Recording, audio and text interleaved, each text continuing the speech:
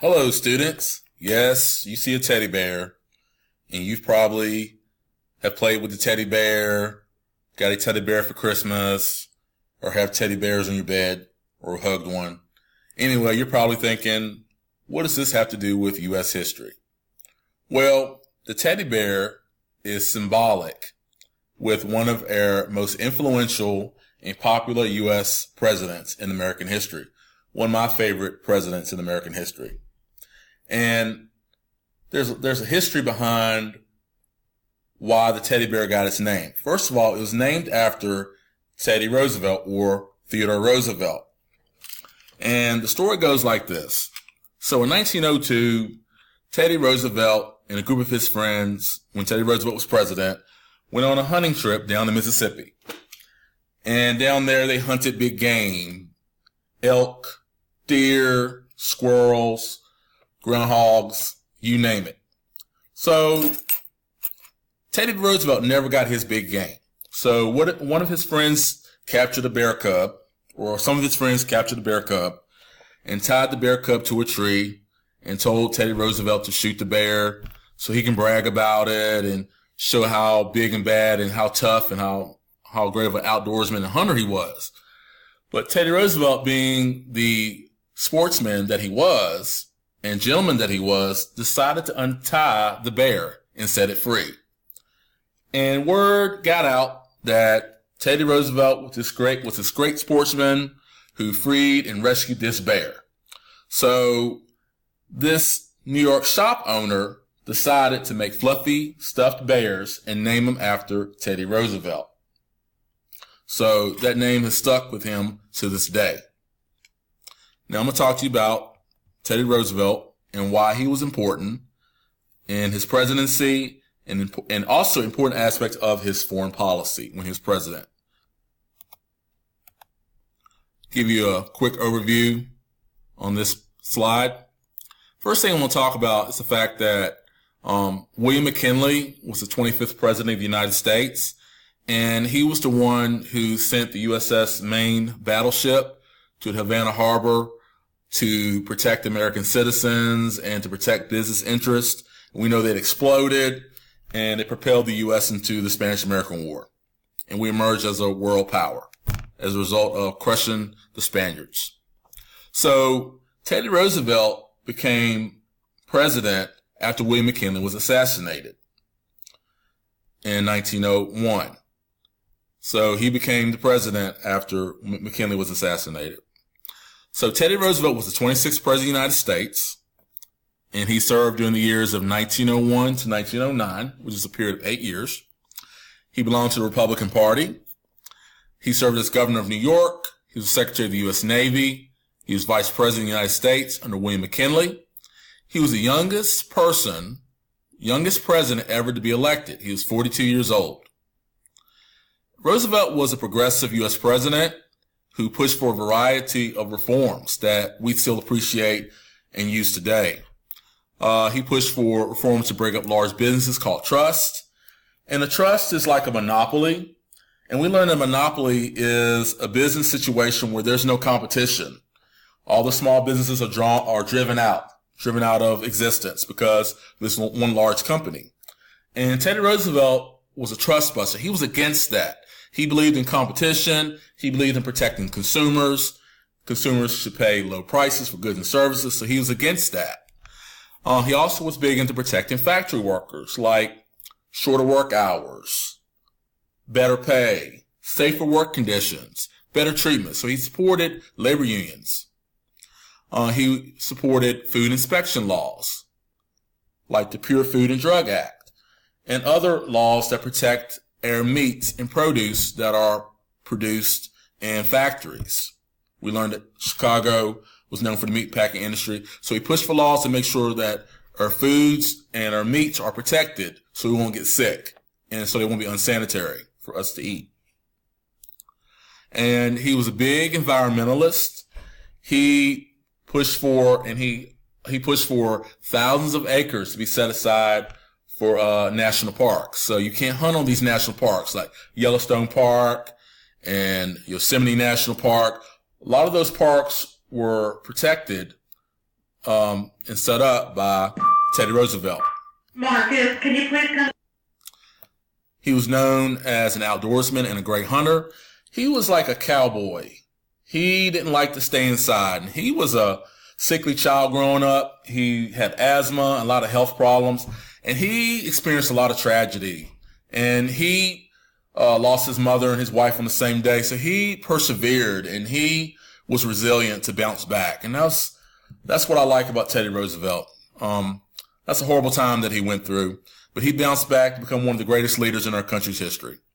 Another point about him is that during the Spanish-American War, he gave up his job as a Navy secretary to lead the Rough Rider Regiment on Kettle Hill, on San Juan Hill in Cuba against the Spanish in 1898. So he was a go-getter. Here's some aspects of his presidency. Roosevelt expanded the Monroe Doctrine, which is a way to prevent European involvement in the affairs of Latin American countries.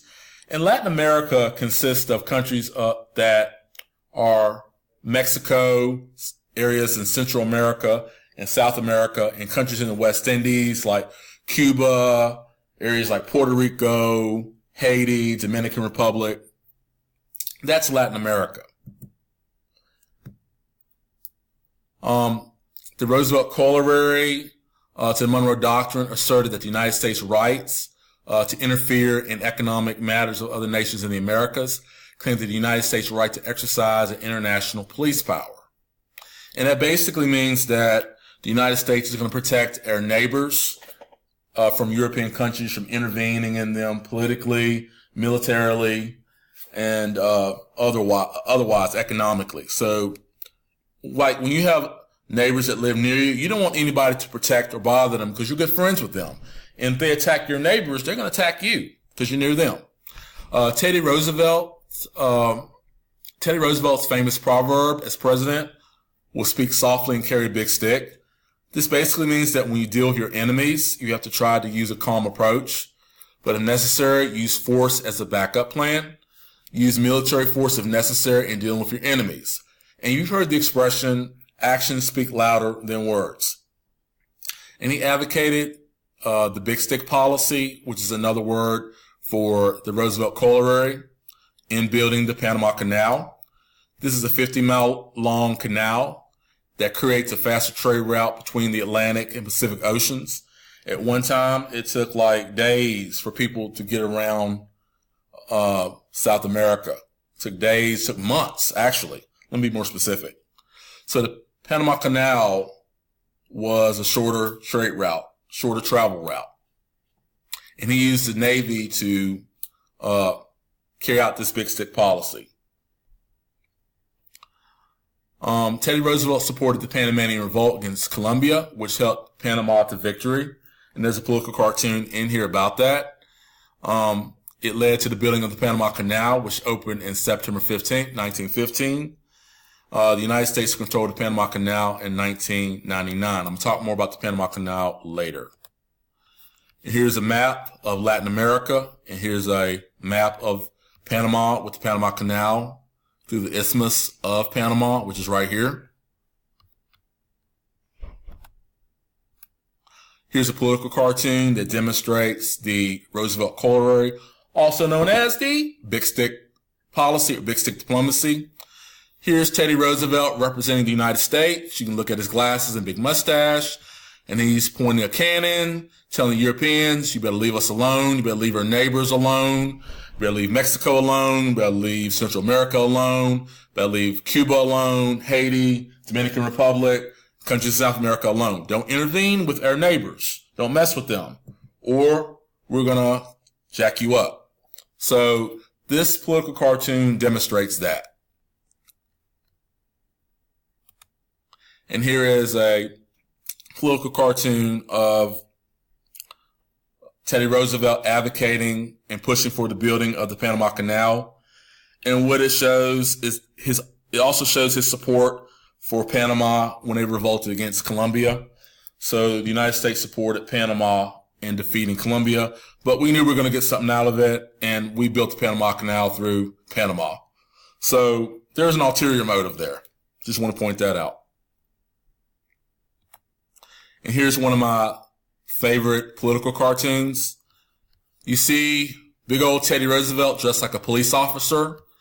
And in one hand right here says arbitration, which means diplomacy, dealing peacefully with your enemies or people you have issues with. But if necessary, you're going to use the big stick, which means using a strong military, particularly a strong navy, to show your enemies who's boss if they choose not to be peaceful with you.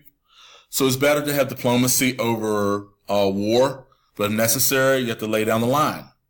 And that's what Teddy Roosevelt pushed. And this represents the fact that the United States was a police power. And when you think about a policeman is in law enforcement. You're going to call the cops if there's trouble, if there's havoc, if there's a crime going on. So the United States was a police power because of the big stick diplomacy, big stick policy. Speak soft and carry a big stick.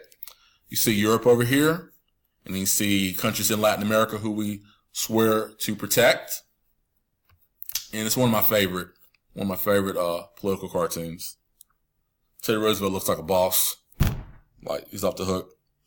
Anyway, so that's a political cartoon that represents and depicts the big stick diplomacy of Teddy Roosevelt. And it's a good way to, another thing to remember is that the reason why this cartoon was made is because the United States emerged as a world power because we defeated the Spanish in the Spanish-American War. And when you become a world power, you have a strong military, you have strong industries, you have a lot of wealth, you have a strong economy, and you have a lot of persuasion, a lot of force towards other countries in the world to act like, to demonstrate that you're a big player on the world stage and you're dominant and strong. And many people call that imperialism.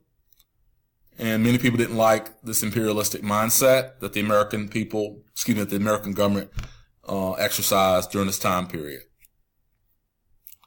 So that's a wrap. Feel free to. Oh, one thing I want to point out is that